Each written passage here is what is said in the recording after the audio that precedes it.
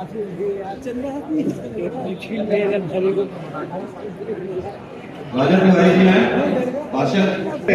लोगों के निवेदन को स्वीकार करते हुए आज के कार्यक्रम की सहमति दी। माननीय अध्यक्ष जी, बहुत सारे लोग दलेश्वर भैया के यहाँ शादी में चले गए हैं, थोड़ा सा विलंब के कारण और बहुत सारे लोग आए थे और सारे लोग बहुत 6 साढ़े 6 बजे के बाद शादी से जाकर आते हैं करके निकले हैं। तो माननीय अध्यक्ष जी, आने वाले समय में कार्यक्रम का स्वरूप इससे कई गुना और बड़ा होगा, ये मैं आपको विश्वास दिलाता हूं।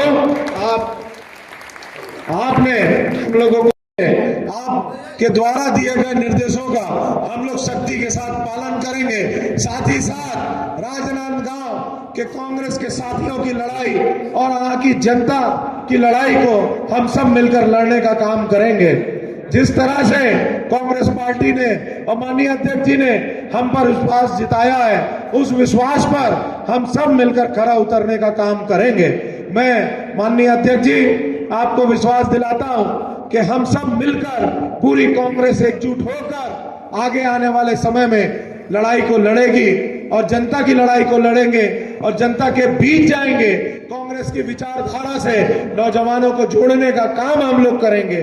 माननीय अध्यक्ष जी, आपने अवसर दिया, आदरणीय खड़गे साहब ने अवसर दिया, उस पे आपके भरोसे पे हम सब खरा उतरने का काम करेंगे। परिवार के आदरणीय अध्यक्ष जी, हाँ आदरणीय अध्यक्ष जी, हमारे परिवार से आप सब लोग धन्यवाद करते हैं। उपस्थित है हमारे संगठन को आगे बढ़ाने का दिया है, इसके लिए मैं माननीय राहुल गांधी जी का, माननीय सोनिया गांधी जी का, आदरणीय खड़गे साहब का, कमेटी के अध्यक्ष आदरणीय जितेंद्र मुलिया जी से भी चाहूंगा कि आगे हमारे प्रदेश अध्यक्ष जितेंद्र मुलिया जी, यहाँ उपस्थित हमारे जिला कांग्रेस कमेटी के पूर्व अध्यक्ष आदरणीय खंडेलवाल जी, आदरणीय रुपेश दुबे जी, सुल्तान जैन जी, आदरणीय दीपक भैया संगत करो, दीपक भैया संगत करो।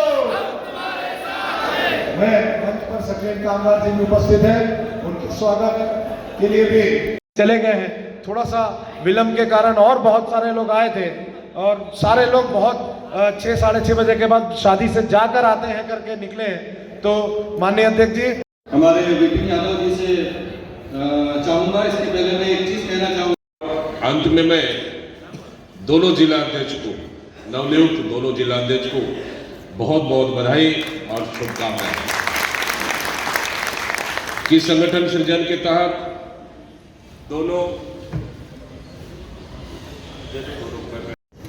दोनों जिला अध्यक्ष को मैं पहना देता हूं माला।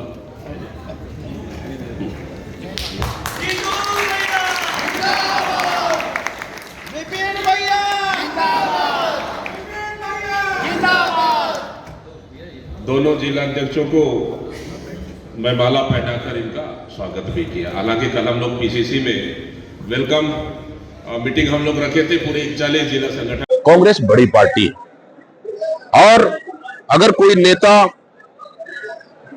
अगर कोई कमियां बैठक में अगर बोल देते हैं तो बात रखते हैं, मुझे नहीं लगता इसको गुटबाजी कहना चाहिए। मैंने अभी खुलकर कहा कि जितेंद्र मुदलिया, विपिन यादव ईमानदारी साथ काम करेंगे, सबको लेकर चलेंगे। अगर काम करते करते कहीं गलतियां हो जाती है तो उनको सुधार करने के लिए उन्हें बोलना चाहिए कि अध्यक्ष जी इस चीज को और करना चाहिए।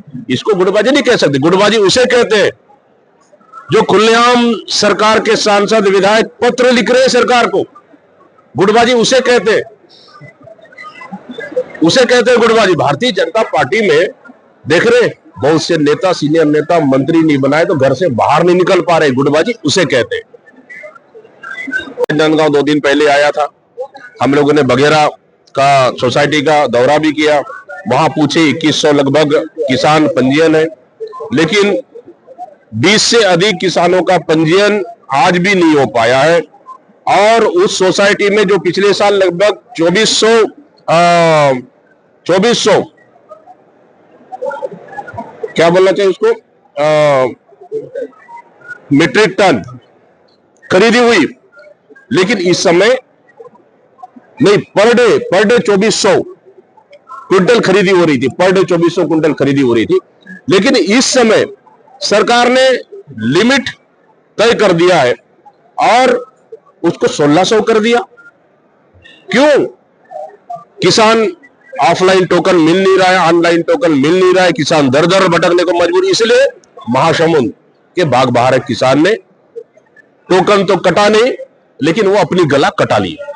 पीटी आरक्षण को लेकर क्या कहेंगे? बिल्कुल, आज राजनांदगांव में दोनों जिलाध्यक्ष शहर और ग्रामीण जितेंद्र मुदलियार जी, विपिन यादव जी का पदभार ग्रहण कार्यक्रम संपन्न हुआ है।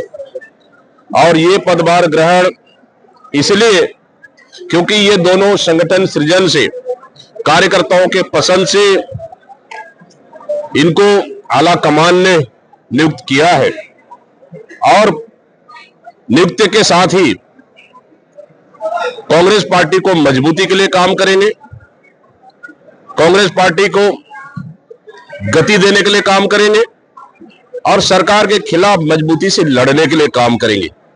और हमें पूरा भरोसा है कि एआईसीसी का निर्देश, पीसीसी का निर्देश उनका ईमानदारी से पालन करेंगे और सभी कार्यकर्ता, चाहे कार्यकर्ता बूथ लेवल का, बूथ का अध्यक्ष हो या फिर जिले का शीर्ष नेता हो, सबको साथ लेकर चलेंगे और संगठन के कामों पर खरा उतरेंगे।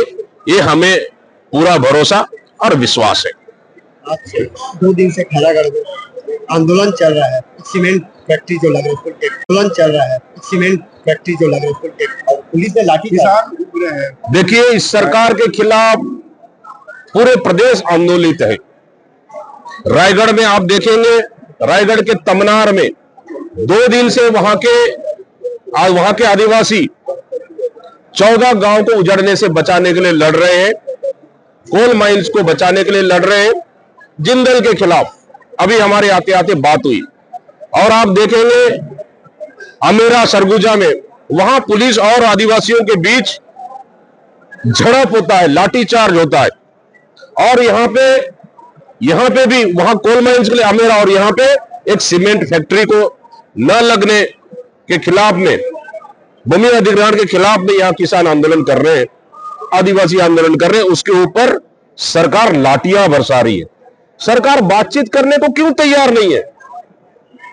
क्या भूमि अधिग्रहण के लिए, कोल माइंस के लिए, आयरन ओर के लिए बंदूक का नोक ही सबसे बड़ा सहारा है क्या? क्या सरकार संवाद नहीं कर सकती? सरकार समाधान नहीं निकाल सकती? ये सबसे बड़ा सवाल है।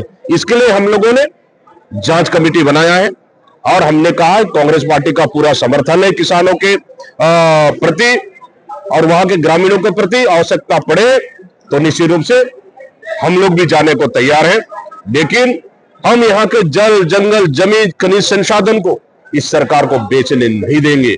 ये भारतीय जनता पार्टी की सरकार छत्तीसगढ़ के खनिज संसाधनों को लूटने के लिए और छत्तीसगढ़ को निजी उद्योगपतियों के हाथों में गिरवी रख दिया है। किसान ने देखिए, आरक्षण सिस्टम से ये सरकार पूरी तरह से फेल है और कहीं ना कहीं सरकार को आरक्षण सिस्टम लागू करनी चाहिए ताकि प्रदेश में सभी को मौका मिल सके। और स्वास्थ्य विभाग में तो खासकर पूरी स्वास्थ्य विभाग को इस सरकार ने चौपट कर दिया। अब तो बस्तर में 2 दिन से ओपीडी भी बंद है। वहां के नक्सल भत्ता को लेकर जो 16 महीने से नहीं मिला, नर्स और डॉक्टर वहां धरना दे रहे हैं और 13 तारीख से तो अनिश्चितकालीन धरना देने को लोग तैयार है। मतलब कुल मिलाकर सरकार नहीं चाहती कि सिस्टम अच्छा चले। कुल मिलाकर ये मुझे लगता है हम कुछ भी कर ले, वोट चोरी से हम सरकार बना लेंगे।